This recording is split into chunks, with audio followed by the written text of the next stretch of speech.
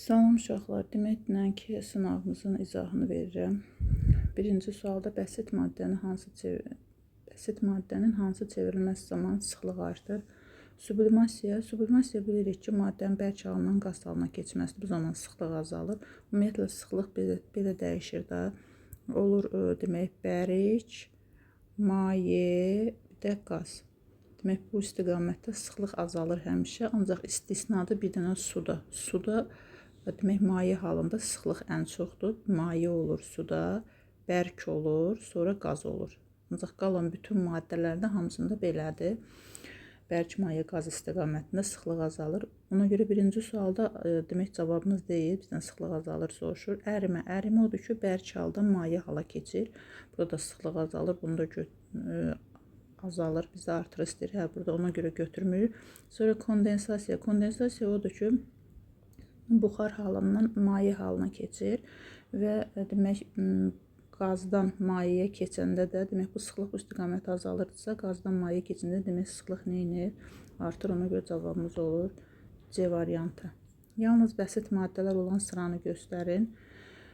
Burada bütün variantlara baxanda görürük ki, ozon nədir? O3 bəsit maddədir. Qrafit karbondur, yoddur.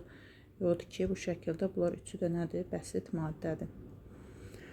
Su ilə homogen qarışıq əmələ gətirən maddələri müəyyən edin. Su ilə homogen qarışıq maddə əmələ gətirən təbaşirlə maye yağdır. Bu suspenziya, maye yağı isə emulsiya əmələ gətirir. Ona görə cavabımız olur 2-3. Deyir, adi şəraitdə bərk halda olan X, Y set maddələrinin qarışığını maqnit yaxınlaşdırdıqda X tamamilə ayrılır. Əgər X maqnit yaxınlaşdırmaqla ayrılırsa, demək Y dəmir tozu imiş. İkinci deyir, qalan qarışıq suda həll edilir və əmələ gələn yeni qarışıq qarışıqdan əvvəlcə Y süzmə ilə ayrılır. Y süzmə ilə ayrılırsa, süzmə ilə biz suspenziyaları ayırırdıq. Suspenziya nə idi? Gillə su, qumla su. Ona görə xörək duzu var, burada bu deyil. Demək, qum ola bilər.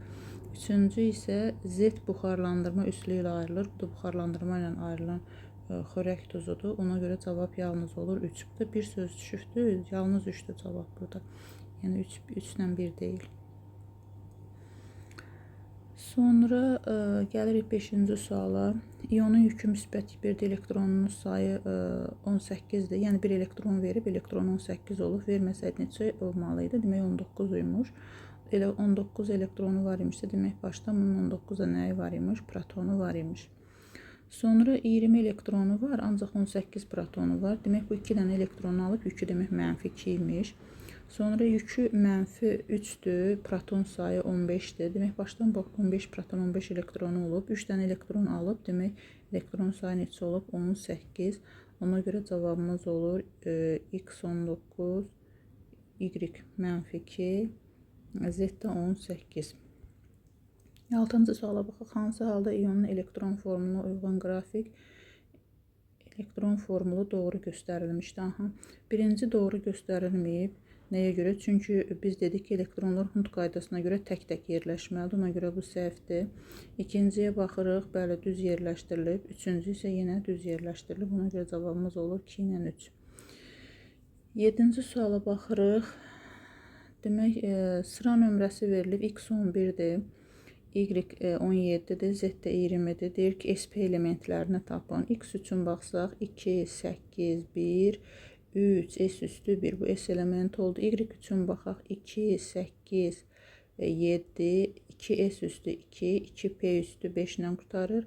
Z üçün baxsaq, 2, 8, demək 8 plus 4 S-nə 2 yazırıq. D-sinə də ümumiyyətlə elektron düşmür bunun. Ona görə olur 4 S üstü 2. Yəni buradan X ilə Z S elementidir. Y isə P elementi olur.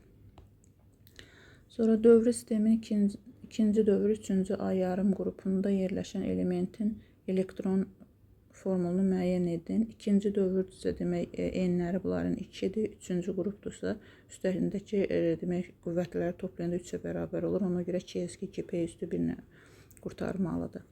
Hansı halda dövrü sistemin birinci, ikinci istiqamətində elementlərin proton sayları və metallı xassələrin dəyişməsi doğru verilmişdir.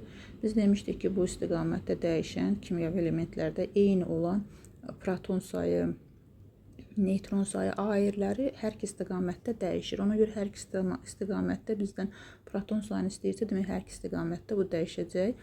Ona görə proton sayı artır. Sonra soruşduğu nədir? Metallıq xassəsi. Bilirik ki, bu istiqamətə doğru radius kiçildiyinə görə metallıq xassəsi bir istiqamətində azalır. Ancaq yuxarıdan aşağı gəldiksə radius artdığı üçün iki istiqamətində metallıq xassəsi nə artır. Elektron formulu vermiş hansı elementi metallıq xassəsi daha güclüdür? Metallıq xassəsi daha güclü olmaq üçün dövrü ən böyük, qrup ən kiçik olmalıdır. Demək, bunları atdıq, qrupları böyükdür. Bu ümumiyyətlə bordur, qeyri-metaldır. Sonra bu qrupu böyükdür. Bu da təsirsiz qaz heliumdur. Kesti 2 ilə qutarır. Burada dövrü böyük, qrupu da ən kiçik olan C variantıdır.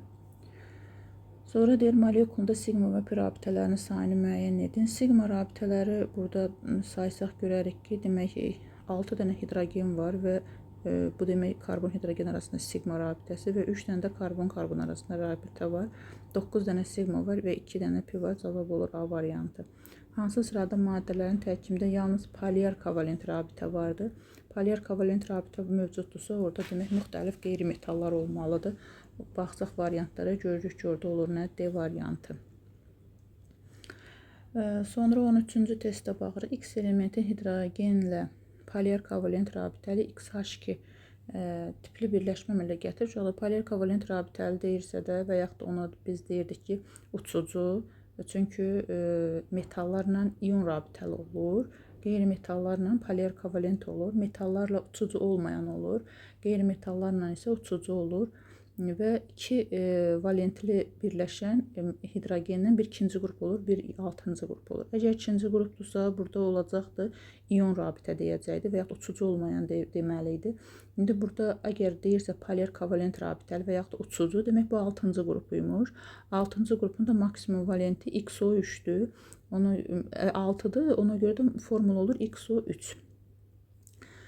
Sonra 14-cü sualda deyir, molekulunda olan sigma rabitələrin sayını müəyyən edin. Molekulunda bunun sigma rabitələri demək atomların sayından bir vahid əksik olur və ya belə tapırıq, ya demək 3n-1 düsturundan və yaxud da ki, saya bilərik, hidrogenlərin sayını sayıb, sonra karbon-karbon arasındakı rabitələri saya bilərik. Orada da cavab olacaq, demək 2, demək 3n-1. 3n-1, 3-3'ə vurarıq 9, ondan da 1 çıxanda 8 olur. Sonra bu testdə burada nəsə səhvlik var. Çünki burada tək hidrogen onda 2 qat rabitə ola bilməz. Burada da 3 qat rabitə çəkmir. Ona görə nəsə cavab uyğun gəlmir biraz. 16-cı testə baxaq. Burada da yenə həmin eyni situasiya uşaqlar. Ancaq mən burada 3 qat rabitə yazdım. Burada cavab tapmaq üçün, yəni karbonla hidrogen arasında 2 qat rabitə çəkib karbon yanında ancaq hidrogen yoxdur. Əgər karbon yanında hidrogen yoxsa, demək 3 qat rabitə olmalıdır da burada. İndi soruşur ki, hansı karbon hansı hibridləşmədir? Bu sp3'dür, tək qat rabitədir. Bu sp2'dir, bu da sp2'dir, bu sp3'dür, bu sp'dir, bu da sp'dir. Bizdən soruşur. Demək birinci oldu bizdə. Hardan başlayır? Bu 4'dən başlayır. Dördüncü SP-dir. İkinciyə gəlirik. İkinci hansı da SP2'dir. Və birinci ilə üçüncü də SP3'dir. Ona görə cavabımız olur Y variantı. Molekulunda olan kovalent rabitələrin sayı 8 dənədir və 4 dənədir. Burada ion rabitəsi var. Burada da ion rabitəsi var. Burada kovalent rabitə 8 dənədir. 4'ü 2'yə vururuq 8 eləyir. Ancaq burada 8 dənə 4 dənə kovalent rabitə yoxdur. C variantına baxsaq 4'ü 2'yə vururuq 8 dənə kovalent rabitə, 2'yi 2'yə vururuq 8 dənə kovalent rabitə var. Ona görə cavabımız olur C variantı.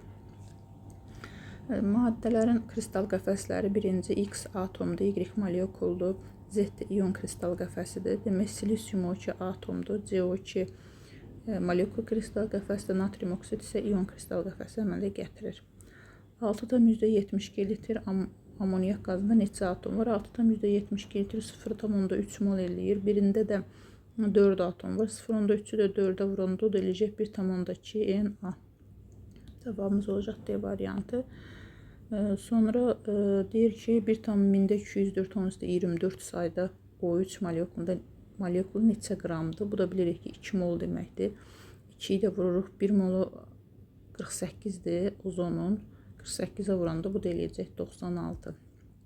Hidrogenə görə sıxlığı 32 olan qazın 128 qramının həcmini hesablayın. Əgər bunun hidrogenə görə sıxlığı 32-dirsə, demək bu MR həmin X qazının 64'ə bərabər imiş. Onun da 1 molu 64 qramdır. 128 qramı demək 2 molda da eləyir 44,8 litr. SO3 oksigen kütlə payını hesablayın. SO3 oksigenin kütlə payı 48 bölünsün. SO3'ün emeri 80'dir. 80 vurulsun 100. O da eləyəcək 60%. Kimyəvi hadisələri göstərin 23-cü sualda. Qıcqırma ilə yanma kimyəvi hadisədir. Kristallaşdırma isə fiziki hadisədir. Ona görə cavabımız olur A variantı 1-dən 2. Fiziki və kimyəvi hadisələri müəyyən edin. Distillə fizikidir. Yanma kimyəvidir. Korroziya kimyəvidir. Və buxarlandırma da fizikidir. Ona görə 1-4 oldu fiziki, 2-3 oldu kimyəvi.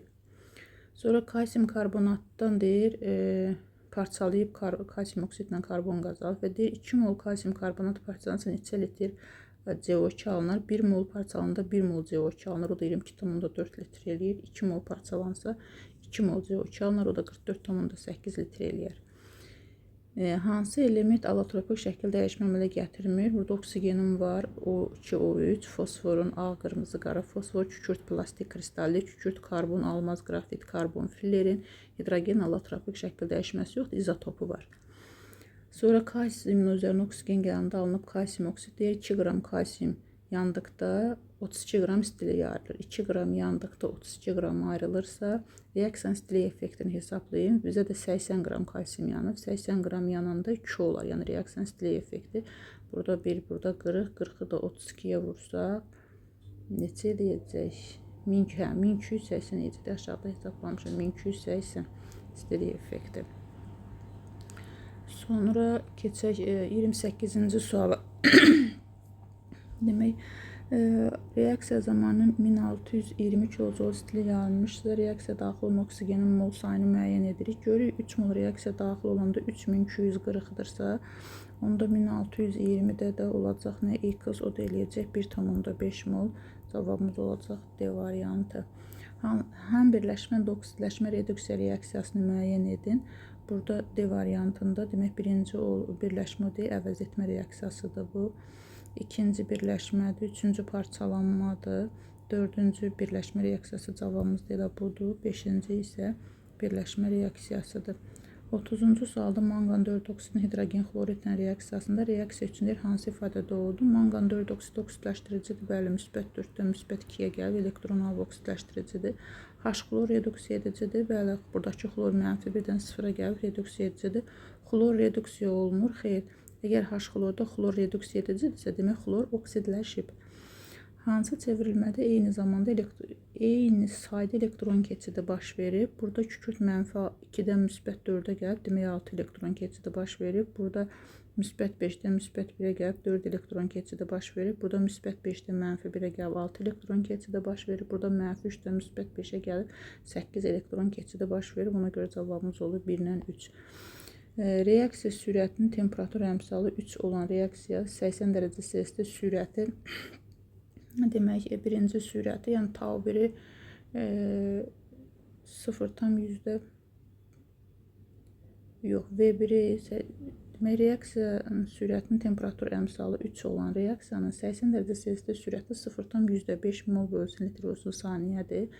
Yəni V2-nin V1-ə olan nisbəti bərabərdir qamma üstü, demək qamma üstü T2 çıxılsın T1 bölünsün 10 düsturundan istifadə edirik. Burada da V2-miz elə bizdən soruşur, o X-dir, V1-imiz 0,5-dir, bərabərdir 3 üstü, demək 110-dan da 80 çıxsaq qalacaq 30, 30'u da 10'a bölsək eləyəcək 3 üstü 3, o da eləyəcək 27.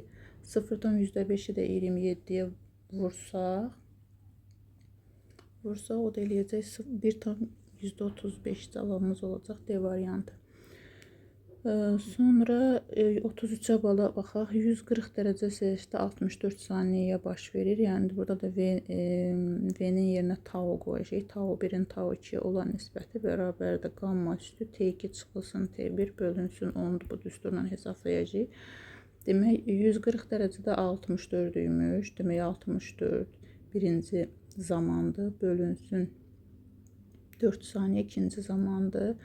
Bizdən nə istəyirik? Burada reaksiya sürətinin temperatur əmsalını müəyyən edin. Qamma üstü demək 180-dən çıxırıq nəyi? 140-ı bölək 10-a, o da eləyəcək qamma üstü 4. 64-ü 4-ə bölsək 16 eləyər. 16 qamma üstü 4. Bu da nəyin üstü 4 ola bilər? 2 üstü 4. Yəni 2 üstü 4 bizə 16-nı verəcəkdir. Sonra 34-cü testə baxırıq. Reaksiya sürətinin temperatur əmsalı. Bu test də səhvdir. 34-cü test. Sonra 35-ə baxaq. Karbon monoksidinin oksigen reaksiyaya girib karbon qazı alınıb. Reaksiyanın sürətini deyil, necə artırmaq olar? CO-nun qatılığını artırmaqla biz dedik, qatılığına sürət düz mütənasibdir. Təzyiqi artırmaqla, təzyiq hər ikisi aqreqat halı qaz olduğu üçün təzyiq artanda bu reaksiyanın sürəti artacaq. Təzyiq aqreqat halı qaz olan maddələrə təsir edirdi və düz mütənasib idi. CO2-nin qatılığını artırmaqla CO2 əksinə bu tərəfdədir, reaksiyonda əksinə gedəcək. Təzyiqi azaltmaqla təzyiq azaldanda yenə əksinə gedəcək, çünki həzm bu tərəfdə çoxdur. Ona görə cavabımız olacaq 1 ilə 2. Hansı reaksiyada təzyiq artdıqda tarazlıq sola doğru yönəlir? Demək, sol tərəfdə həcm çoxdur uşaqlar. Demək, təzyiq artdıqda, yox, azdır belə, sol tərəfdə həcm azdır. Təzyiq artdıqda həcmi az olan tərəfə gedir. Bu tərəfə baxırıq ki, bu tərəfdə həcm çoxdur, 3-dür sol tərəfdə. Burada sol tərəfdə 4-dür. Burada ümumiyyətlə təsir eləmir, bərabərdir. Burada da təsir eləmir, bərabərdir. Burada ancaq 2 həcm qazı var. Bir həcmdə qaz alınır. Karbon demişik nədir? Bərk haldadır. Ona görə də təzyiq artdıqda burada reaksiyanın sol tərəfinə doğru gedəcək tarazlıq. Sonra reaksiyasına deyir, təzyiq və temperatur necə dəyişmək lazımdır ki, tarazlıq məhsulun alınması istiqamətində yönəlsin, yəni sağa doğru istəyir bizdən və bu reaksiyada delta H reaksiyanın entalpiyası böyükdür 0-dan. Demək, bu Q reaksiyanın stili effekti 0-dan kiçiymiş, yəni endotermik reaksiyaymış. Demək, biz burada sağ tərəfə getmək üçün təzyiq azaltmalıyıq da sağ tərəfə, çünki sol tərəfdə bir həcm qaz var, sağ tərəfdə 2 həcm qaz var. Təzyiqi azaltmaq endotermik reaksiya olduğu üçün temperaturu isə artırmaq lazımdır. Sonra 38-ciyə baxaq. 38-cidə deyir, doymuş məhlulun kütləsi 200-dür. Məhlulda həll olan duzun kütləsi 40-dır. Demək, 160 qram su var imiş, onda 40 qram duz var imiş. Yəni, məhlulun kütləsi 200-dürsə, 200-dən 40-a çıxırıq, qalır suyun kütləsi. Yəni, özü deyir ki, həll olan maddənin kütləsi 40 imiş. Deyir, verilmiş temperaturda maddənin həll olma əmsalını tapın. Yəni, 160 qram suda 40 qram duz həll olursa, biz də həll olma əmsalını 1000 qram suya görə tapırıq. Onda nə qədər olacaq? X olacaq. O da olacaq neçə? 250 cavab olacaq C variantı.